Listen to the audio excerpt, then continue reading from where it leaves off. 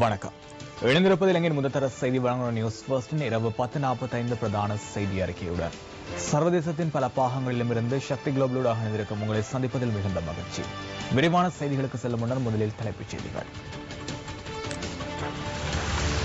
ரெஜினாவின் சீருடை மற்றும் பழைய பாதணியை போலீசார் எடுத்துச் சென்றதாக தந்தை தெரிவிப்பு. தாம் எடுத்துச் செல்லவில்லை, போலீசார் நிராகரிப்பு. கல்குடா மதுபான தொழிற்சாலை தொடர்பில் செய்தி சேகரிக்க சென்ற ஊடகவியலாளர்கள் மீது தாக்குதல் நடத்திய வழக்கை இழுத்தடிக்கும் வகையில் போலீசார் செயற்படுகின்றார்களா? நீதவான் சந்தேகம். சீன நிறுவனத்திடம் நிதி பெற்றுக் கொள்ளவில்லை எனின் சத்திய கடதாசி வழங்குமாறு முன்னாள் ஜனாதிபதிக்கு சவால். ரஞ்சன் ராமநாயக்க நிதி குற்றப்பிரிவில் முறைப்பாடு. தொடர்வது விரிவான செய்திகள். யாழ் சொலிபுரம் பகுதியில் 6 வயது சிறுமி துஷ்பிரயோகத்திற்கு உட்படுத்தப்பட்டு படுகொலை செய்யப்பட்டதன் பின்னர் சிறுமியின் வீட்டிற்கு சென்ற போலீசார் சிறுமியின் சீருடை ஒன்றையும் பழைய பாதணி ஒன்றையும் எடுத்துச் சென்றதாக சிறுமியின் தந்தை தெரிவிக்கின்றார். எனினும் அவ்வாறு எடுத்துச் செல்லவில்லை என போலீசார் குறிப்பிட்டனர். ஒரு யூனிஃபார்ம் கொடியில இருந்தது, ஒரு பழைய சூவும் வாங்கிட்டு போறோம்னு சொல்லி மகன் சொன்னார். அவ ஸ்கூலுக்கு போட்டுக்கணும் போனது உடுப்பு வந்து அந்த சாதாரண வழக்கமா போடக்கூடிய இந்த துணியில தைக்கப்பட்ட சட்டை. அவன் வீட்டை இருந்த சட்டை வந்து அந்த வட்ட சில்க் துணி, அந்த கொஞ்சம் டைப்பா இருக்கு வட்ட சில்க் துணி, அந்த இது வெளியால கொடியில காய போட்டிருந்தது. அந்த சட்டையை தான் போலீஸ் வந்து எடுத்துக்கொண்டு போனான். வீட்டை இருந்த பழைய சூவை தான் எடுத்துட்டு போனது. அது அவன் சைஸ் பெருத்து விட்டது, சின்னனா போய் விட்டதுண்டு அதை கழிச்சு வச்சுட்டு பெரிய வேற சூ எடுத்து கொடுத்தான். சிறுமியின் சீருடை காட்டுப்பகுதியிலிருந்து மீட்கப்பட்ட போதிலும் பாதனையை கண்டுபிடிக்க முடியவில்லை என வட்டுக்கோட்டை போலீஸ் நிலைய பொறுப்பதிகாரி தெரிவித்தார்.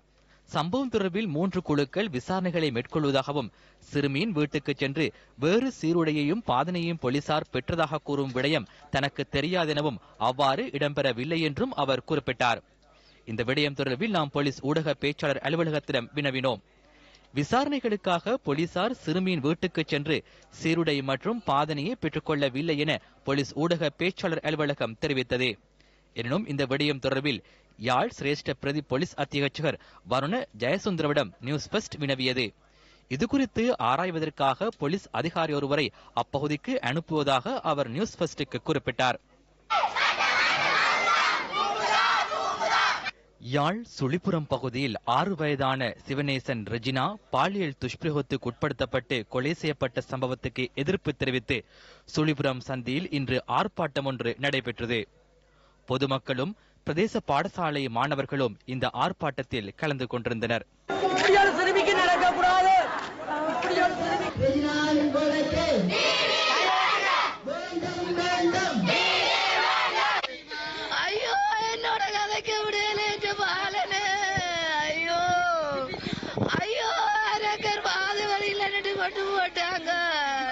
ஒருவனால இந்த கொலை நடக்கவில்லை, ஒருவன் தான் கொலை செய்தது என்று பிடித்து வச்சிருக்கிறாங்க. மிகுதி பேர் எல்லாம் விடுதலை செய்திருக்கிறாங்க. சட்டம் அப்படி விடக்கூடாது. சட்டம் ஒரு மாற்றத்தை கொண்டு வந்து எந்த பிள்ளைக்கு செய்தவங்களை இனிமேல் எந்த பிள்ளைக்கும் செய்ய மனதில் ஓடி நினைக்காதபடிக்கு அவங்களுக்கு ஒரு தீர்ப்பு கொடுக்க வேணும். எங்கட பிள்ளைகளுக்கு பாதுகாப்பு வேணும். இந்த பள்ளிக்கூட பிள்ளைகளுக்கு நடுகளும் இப்படியே வந்து நடந்து கொண்டிருக்கும். நாங்கள் இப்படியே ஒவ்வொரு பிள்ளைகளை இழந்திருக்க முடியாது. அங்கே ஒரே கஞ்சா கசிப்பு எத்தனையோ ஒழிக்க திருப்பி அது நடந்து கொண்டே இருக்குது. அப்ப அதுக்கு இந்த நடவடிக்கையுமே அரசாங்கம் சரியான நடவடிக்கை எடுக்குது இல்ல. வந்து கூட்டின பிணையில விடுறதால தொடர்ந்து அதை செய்து கொண்டேதான் இருக்குது. அத்துடன் சில அரசியல்வாதிகளும் இதில் பங்கேற்றனர். ஆர்ப்பாட்டத்தில் இணைந்து கொள்வதற்காக இலங்கை தமிழரசு கட்சியின் தலைவர் பாராளுமன்ற உறுப்பினர் மாவை சேனாதிராஜா இங்கு சென்ற போது அமைதியின்மை ஏற்பட்டது. அனைத்து சம்பவங்களும் முடிவடைந்த பின்னர் ஏன் தற்போது இங்கு வந்தீர்கள் என மக்கள் இதன்போது கேள்வி எழுப்பினர்.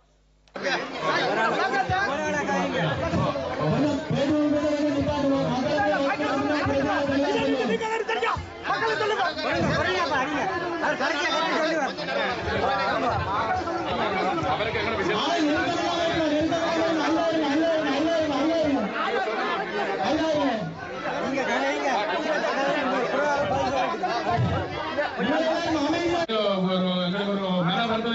ஆனால் இதுவரையும் யாரும் வந்து இந்த பிள்ளைக்காக ஒரு நீதி ஆறுதல் சொல்றதுக்கு யாருமே வரவில்லை. எந்த அமைப்புகள் நாங்கள் இங்கே பாராளுமன்றத்துக்கு அனுப்பி இருக்கின்றோம், மாகாண சபைக்கு அனுப்பி இருக்கின்றோம், எத்தனையோ கல்வி வலயங்களில் கல்வி சாராக இருக்கின்றார்கள். யாருமே வந்து இதுக்குரிய ஆறுதல் கொடுக்கவில்லை.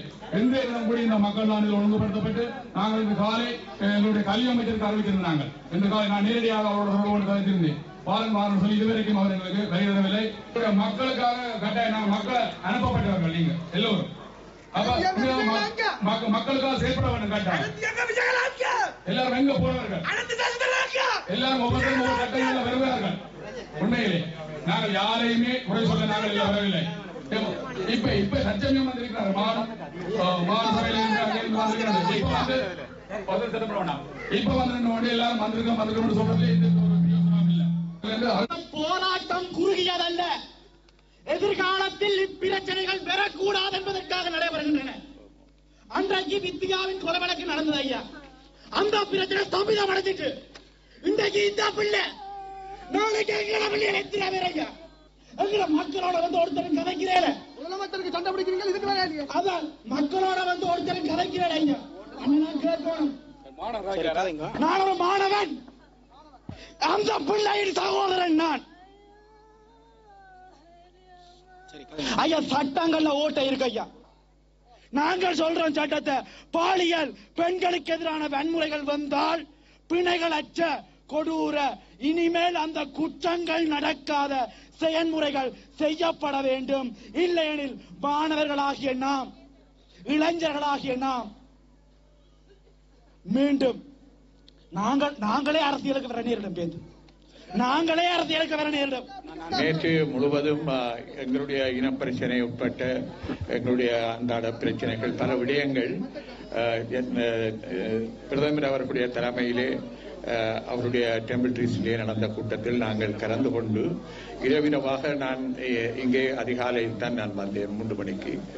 இந்த சமூக சீர்கேடு காரணங்களினால், போதை வஸ்து பாவனைகளினால் முன்பு சில ஆண்டுகளுக்கு முன்னர் புங்குடுதீவிலே வித்தியா என்ற பிள்ளை கொலை செய்யப்பட்டதற்கும் இந்த போதை வஸ்துக்கும் போலீசாருடைய அசிரத்தை சரியான முறையில் நடவடிக்கை எடுக்காததன் காரணமாக இருந்ததை நாங்கள் அங்கு அறிவோம். நாளைக்கு வடமாகாண சபையில் இருக்கிற வடமாகாணத்தில் இருக்கிற சகல பாடசாலைகளும் மூடப்பட வேண்டும். இங்கே வருகை வந்திருக்கின்ற மாலை சேலராஜ் ஐயா, டாக்டர் சோழன் ஐயா, மாகாண சபை எடுக்க வேண்டிய தீர்மானத்தை நாங்கள் எடுக்க முடியாது. நாங்கள் உங்களுடைய சார்பில் முதலமைச்சருக்கும் கல்வி அமைச்சருக்கும் மாணவர் சமுதாயத்தின் இந்த பிரச்சனைக்கு தீர்மானத்துக்கு பொருத்தமான நடவடிக்கை எடுக்க வேண்டும் என்பதை இந்த விடயத்தை உடனடியாகவே இப்பொழுதே நான் எங்களுடைய முதலமைச்சருக்கும் எங்களுடைய கல்வி அமைச்சருக்கும் இந்த விடயத்தை தெளிவுபடுத்தி வலியுறுத்தி இந்த இடத்திலே இருக்கக்கூடிய ஒரு பதட்டமான சூழ்நிலை அவர்களுக்கு நான் விளங்கப்படுத்துகிறேன். பின்னர் மக்கள் யாழ் சுழிபுரம் சந்தியில் காரை நகர் யாழ்ப்பாணம் பிரதான வீதியை மறித்து மறியல் போராட்டம் நடத்தினர். இதேவேளை சிறுமி ரெஜினாவுக்கு நீதி கோரி யாழ் பல்கலைக்கழக மாணவர்களும் இன்று ஆர்ப்பாட்ட பேரணியொன்றை முன்னெடுத்தனர். இந்த ஆர்ப்பாட்டத்தை யாழ் பல்கலைக்கழக மாணவர் ஒன்றியம் ஏற்பாடு செய்திருந்தது.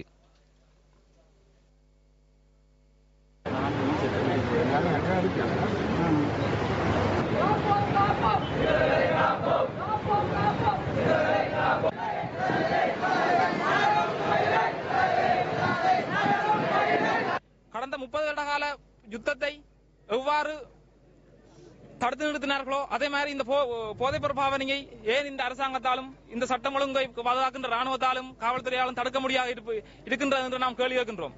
சிவனேசன் ரெஜினா என்ற தரம் 1 கல்வி பயின்ற இந்த சிறுமி கடந்த திங்கட்கிழமை பாடசாலை முடிவடைந்து வீட்டுக்கு வந்தபோது சந்தேக நபர் சிறுமியை காட்டுப்பகுதிக்கு அழைத்துச் சென்றிருந்தார். அங்கு பாலியல் துஷ்பிரயோகம் மேற்கொண்டு கழுத்தை நெரித்து படுகொலை செய்த பின்னர் பாழடைந்த கிணறொன்றில் சடலத்தை எறிந்திருந்தார்.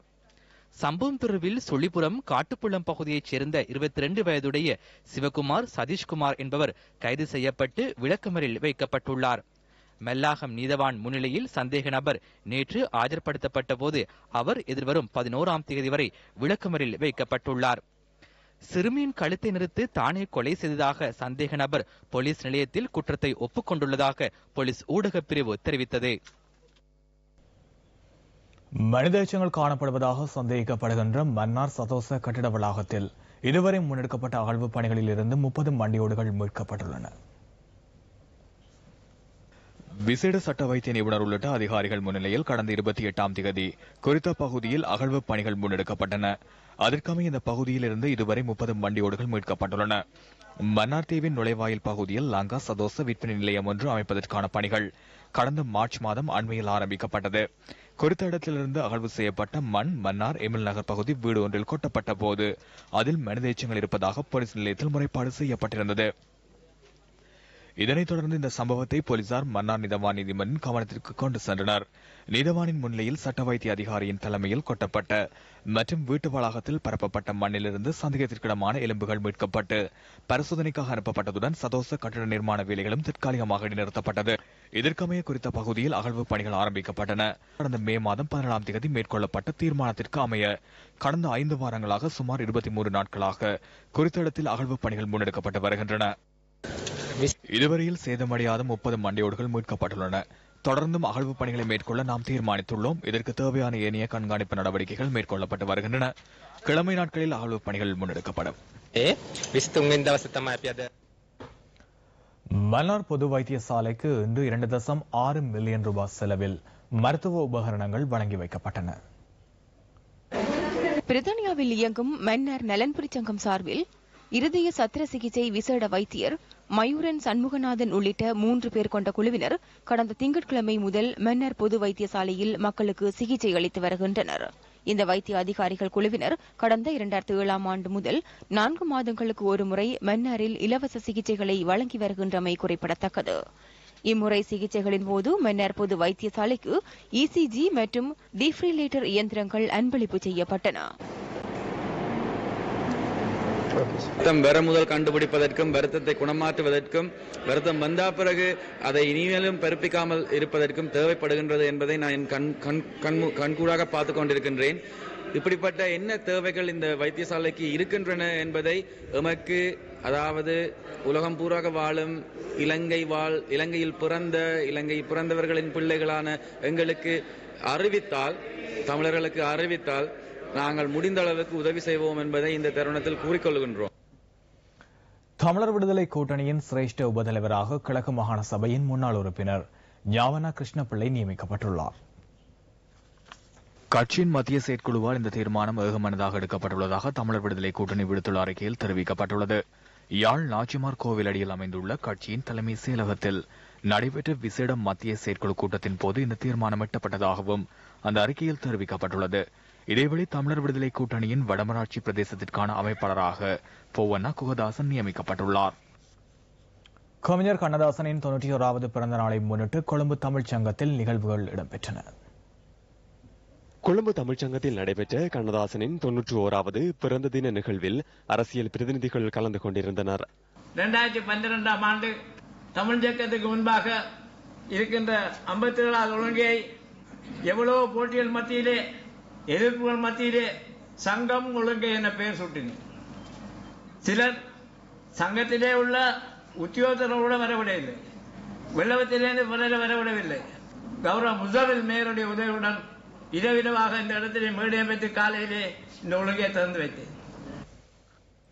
ஹடன் பன்மூர் தமிழ் மகா வித்தியாலயத்தின் வருடாந்த பரிசளிப்பு விழா இன்று நடைபெற்றது. பன்மூர் தமிழ் மகா வித்தியாலயத்தின் வருடாந்த பரிசளிப்பு விழாவின் பிரதம அதிதியாக மத்திய மாகாண தமிழ் கல்வி அமைச்சர் மருதபாண்டி ராமேஸ்வரன் கலந்து கொண்டிருந்தார். தோட்டப்பகுதிகளுக்கு ஓரளவு திட்டங்கள் தான் வருகை தந்தது. ஆனால் இன்று நீங்க பார்த்திருப்ப இந்த 3 வருட காலங்களில் இந்த மாகாண அமைச்சின் ஊடாக 8 அமைச்சிலும் பெருந்தோட்ட பகுதிக்கு எவ்வாறான வேலை திட்டங்களை நாங்கள் பெற்றுக் கொடுத்திருக்கின்றோம் என்று உங்களுக்கு தெரியும். அதே தான். ஆனால் இந்த 3 வருட காலங்களிலே மாகாண அமைச்சின் ஊடாக என்னென்னத்தை பெற்றுக் கொடுக்கவோ அவ்வளவு நாங்கள் பெற்றுக் கொடுத்திருக்கோம். ஆனால் இதற்கு பேர் போடுவதற்கு சிலர் வருவார்கள். ஏன்னா நாங்கள் மத்திய அரசாங்கத்தில் இல்லாதனால் சிலர் பேர் போடுவதற்கு வருவார்கள். உங்களுக்கு தெரியும், அந்த காலங்கள் வருகின்ற பொழுது நாங்கள் ஜனாதிபதியோட பேசினோம், பிரதமரோட பேசினோம், அவரோட பேசி இதெல்லாம் வருகின்றோம். இந்த நாட்டின் ஜனாதிபதியாக இருந்த ரணசிங்க பிரேமதாசா அவர்கள் ஒரு சுற்றுநிருபத்தை தயாரித்திருந்தார். மிகவும் தீர்க்க தரிசனமான ஒரு ஜனாதிபதி அவர்கள். இனங்கள் எல்லாம் ஒன்றிணைய வேண்டும் என்று மேடையிலே பேசிவிட்டு போறவர் தலைவர் அல்ல. அந்த இனங்களை ஒன்றிணைப்பதற்கு என்ன வேலை திட்டங்களை செய்ய வேண்டும் என்று சிந்தித்து செயற்படுவதுதான் ஒரு நாட்டின் தலைவர். அந்த வகையிலே இன்றும் நான் பிரேமதாச அவர்களை பாராட்டுவேன். முல்லைத்தீவு பாண்டியன் குளம் மகாவித்தியாலயத்தின் பொன்விழா நிகழ்வில் கலந்து கொண்ட வடமாகாண மகளிர் விவகார அமைச்சர் ஆனந்தி சசிதரன் போதைப்பொருள் கடத்தல் தொடர்பில் இவ்வாறான கருத்தினை தெரிவித்தார்.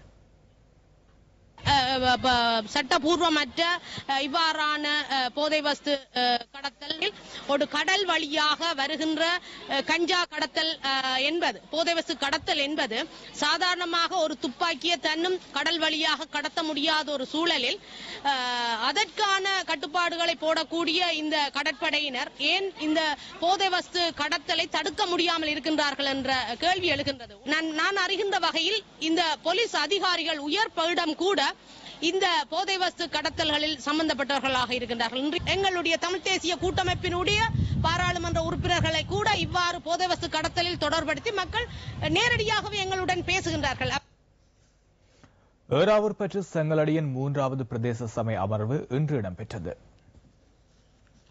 பிரதேச சபையின் தவிசாளர் இன்று கலந்து கொள்ளாத நிலையில் உப தவிசாளரின் தலைமையில் இன்றைய அமர்வு முன்னெடுக்கப்பட்டது. செங்கலடி புல்லுமலை பகுதியில் நிர்மாணிக்கப்படும் தொழிற்சாலைக்கு எதிர்ப்பு தெரிவித்து பிரதேச சபைக்கு முன்னால் ஆர்ப்பாட்டம் இடம்பெற்ற நிலையில் சபை அமர்வு 20 நிமிடங்கள் தாமதித்தே ஆரம்பமானது. இந்த ஆர்ப்பாட்டத்தில் பங்கேற்பதற்காக ஆர்ப்பாட்டம் இடம்பெற்ற பகுதிக்கு உறுப்பினர்கள் சென்றிருந்தனர். இந்த ஆர்ப்பாட்டத்தில் ஏனைய கட்சிகளின் உறுப்பினர்கள் அனைவரும் கலந்து கொண்டதுடன் ஸ்ரீலங்கா சுதந்திர கட்சி சார்பில் ஸ்ரீலங்கா சுதந்திர கட்சியை பிரதிநிதித்துவப்படுத்தும் சுரேந்திரனை தவிர ஏனையவர்கள் ஆர்ப்பாட்டத்தில் பங்கேற்றிருக்கவில்லை. சபையின் உப தவிசாளர் மற்றும் பிரதேச சபையின் செயலாளர் ஆகியோர் ஆர்ப்பாட்டம் இடம்பெற்ற பகுதிக்கு சென்றிருக்காத நிலையில் இவ்வாறான சம்பவம் பதிவாகியது.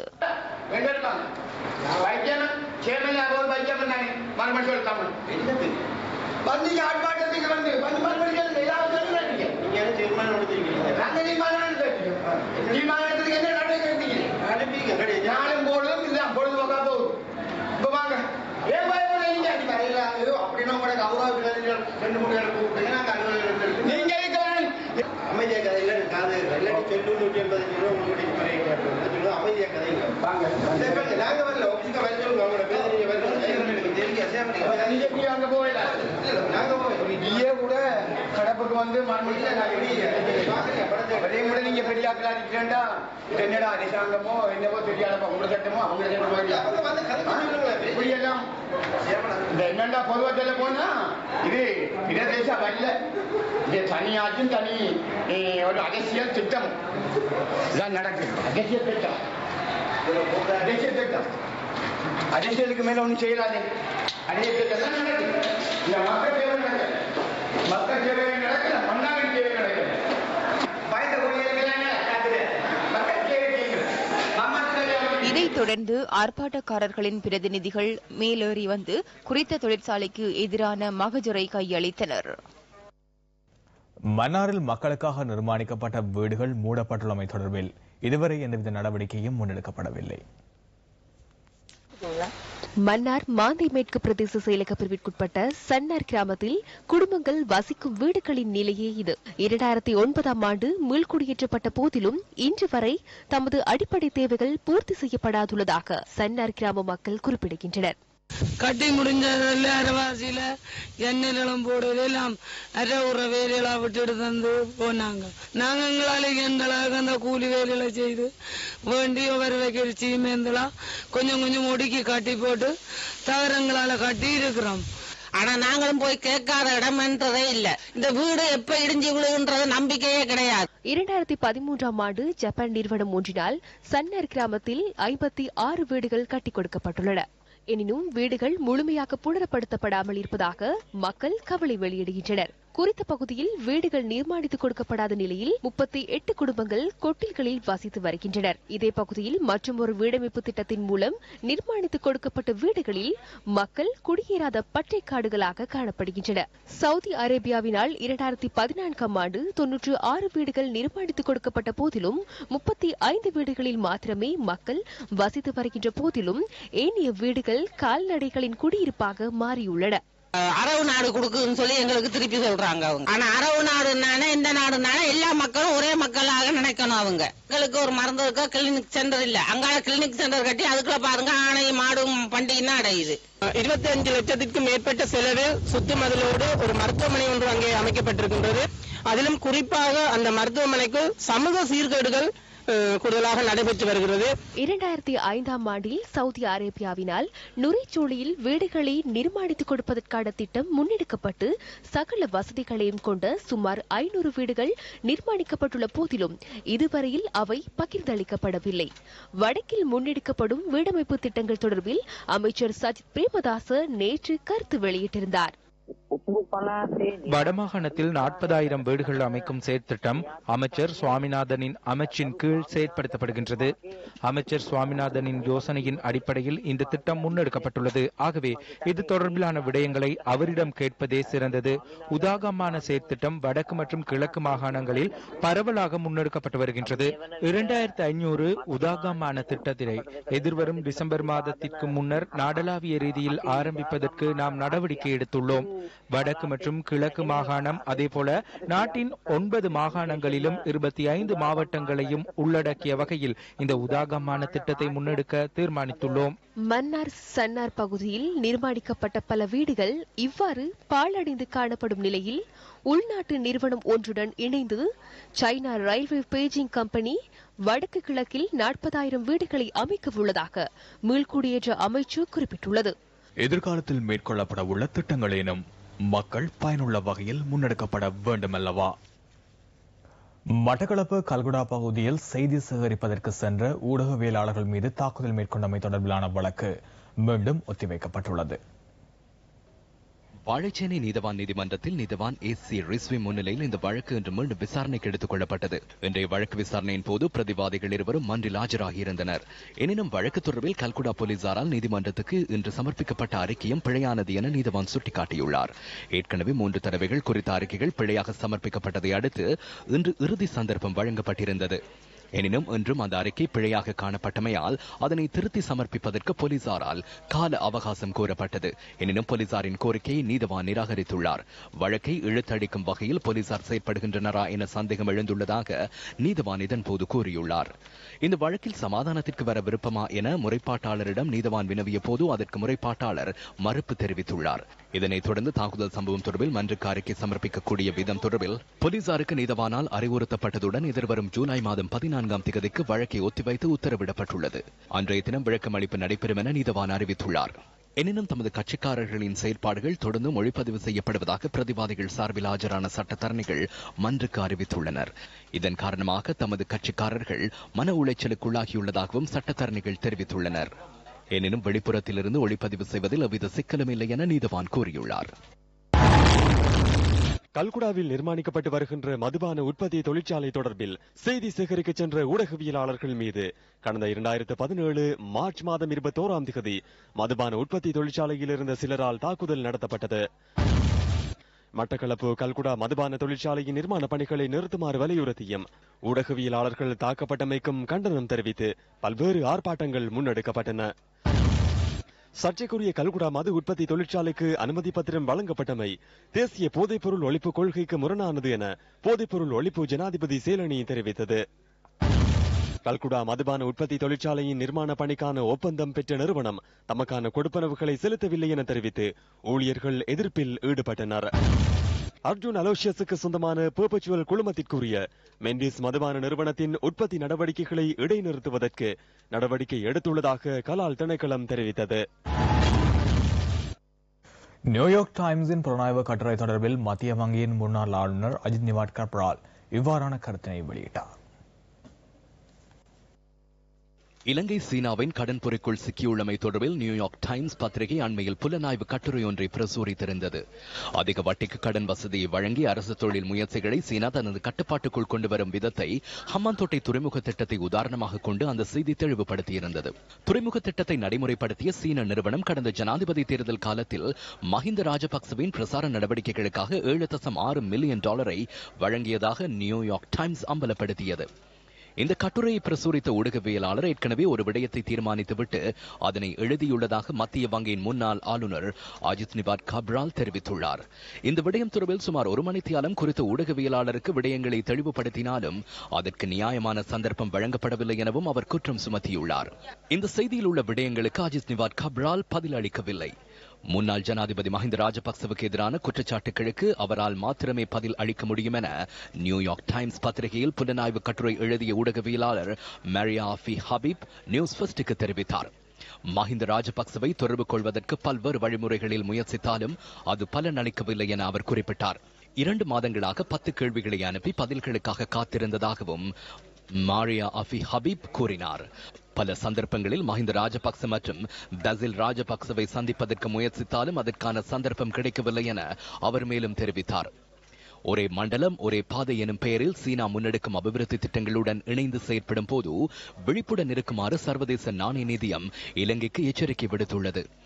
சர்வதேச நாணய நிதியம் பல்வேறு சந்தர்ப்பங்களில் இந்த எச்சரிக்கை விடுத்ததுடன் இறுதியாக கடந்த 20ஆம் தேதி கடன் வசதியை விஸ்தரிக்கும் 4வது தேர்ச்சி மீளாய்வு அறிக்கையிலும் எச்சரிக்கை விடுத்திருந்தது. சீனாவின் ஒரே மண்டலம் ஒரே பாதை திட்டத்தில் அனுகூலங்கள் பெற்றுக் கொள்வதற்காக இலங்கை தமது பாரிய திட்டங்களை கவனமாக முகாமைத்துவத்திற்கு உட்படுத்த வேண்டும் எனவும் சர்வதேச நாணய நிதியம் இலங்கைக்கு வேண்டுகோள் விடுத்திருந்தது. ஹம்மாந்தோட்டை துறைமுகம் மற்றும் கொழும்பு துறைமுக திட்டங்கள் மூலம் இலங்கைக்கு வளர்ச்சியை பெற்றுக் கொடுக்க முடிந்தாலும் நாட்டின் அதிக கடன் சுமை மற்றும் சமூக அபிவிருத்தி தேவைகளை கவனத்தில் கொண்டு இந்த திட்டங்களை கவனமாக கையாள வேண்டும் எனவும் சர்வதேச நாணய நிதியம் சுட்டிக்காட்டியுள்ளது. கடந்த ஏப்ரல் மாதம் 12ஆம் தேதி சீனாவில் இடம்பெற்ற மாநாட்டில் கலந்து கொண்ட நாணய நிதியத்தின் முகாமைத்துவ பணிப்பாளர் கிறிஸ்டின் லாகார்ட் ஒரே மண்டலம் ஒரே பாதை திட்டம் தொடர்பில் எச்சரிக்கை விடுத்தார். மேற்கோள் ஆரம்பம். ஒரே மண்டலம் ஒரே பாதை திட்டத்திற்கு பங்களிப்பு செய்யும் நாடுகளுக்கு தேவையான உட்கட்டமைப்பு வசதிகளுக்காக நிதி வசதியை வழங்க முடியும். எனினும் இந்த திட்டத்தினால் சிக்கல் நிலை ஏற்படலாம். பாரிய கடன் தொகையை உருவாக்கி அதன் ஊடாக நாட்டின் ஏனைய செலவுகள் மட்டுப்படுத்தப்படுகின்றன. துண்டு விழும் தொகையின் சவால்கள் காரணமாக மீளச் செலுத்த வேண்டிய கடன் தொகை அதிகரிக்கின்றது. ஏற்கனவே அரச கடன் அதிகம் உள்ள நாடுகள் நிதி சட்டங்களை மிகவும் கவனமாக முகாமைத்துவப்படுத்த வேண்டியது அத்தியாவசியமாகும். மேற்கோள் நிறைவு. 2016ஆம் ஆண்டு இறுதியளவில் இலங்கை 4.6 பில்லியன் அமெரிக்க டாலரை சீனாவுக்கு வழங்க வேண்டியிருந்ததாக சர்வதேச நாணய நிதியம் தெரிவித்துள்ளது. இந்த தொகை நிகர தேசிய உற்பத்தியில் 5.8% என நாணய நிதியத்தின் புள்ளி விவரங்கள் தெரிவிக்கின்றன. சர்வதேச நாணய நிதியம் ஏற்கனவே பெருமளவு கடனை இலங்கைக்கு வழங்கியுள்ளதுடன் இறுதியாக வழங்கிய 1.5 பில்லியன் டாலர் கடன் சர்வதேச நாணய நிதியம் ஏற்கனவே பெருமளவு கடனை இலங்கைக்கு வழங்கியுள்ளதுடன் இறுதியாக வழங்கிய 1.5 பில்லியன் டாலர் கடன் தொகையை கட்டம் கட்டமாக விடுவிப்பதற்கு பல்வேறு காரணங்களை முன்வைத்திருந்தது. புதிய அந்நிய செலாவணி சட்டம், உள்நாட்டு இறைவரி சட்டம் உள்ளிட்ட சட்ட திருத்தங்கள், எரிபொருள் மற்றும் மின்சாரத்திற்கான விலை சூத்திரம் ஆகியன சர்வதேச நாணய நிதியத்தின் தேவைக்காக மேற்கொள்ளப்பட்டதாக அண்மை காலமாக குற்றச்சாட்டுகள் எழுந்தன. நியூயார்க் டைம்ஸ் பத்திரிகை செய்தியில் பல குறைபாடுகள் உள்ளதாக பாராளுமன்ற உறுப்பினர் நாமல் ராஜபக்ச ட்விட்டரில் நேற்று பதிவிட்டிருந்தார். உலக பொருளாதாரத்தில் துரித அபிவிருத்தியை கண்டுள்ள சீனா மீது மேற்கத்திய நாடுகள் கொண்டுள்ள அச்சமே இந்த அறிக்கை பிரசுரிக்கப்படுவதற்கான காரணம் என நாமல் ராஜபக்சவின் ட்விட்டரில் குறிப்பிடப்பட்டிருந்தது. அந்த விளையாட்டுகளுடன் நியூஸ் ஃபர்ஸ்டின் இன்றைய தினத்திற்கான அனைத்து செய்தி அறிக்கைகளும் நிறைவுக்கு வருகின்றன. வணக்கம்.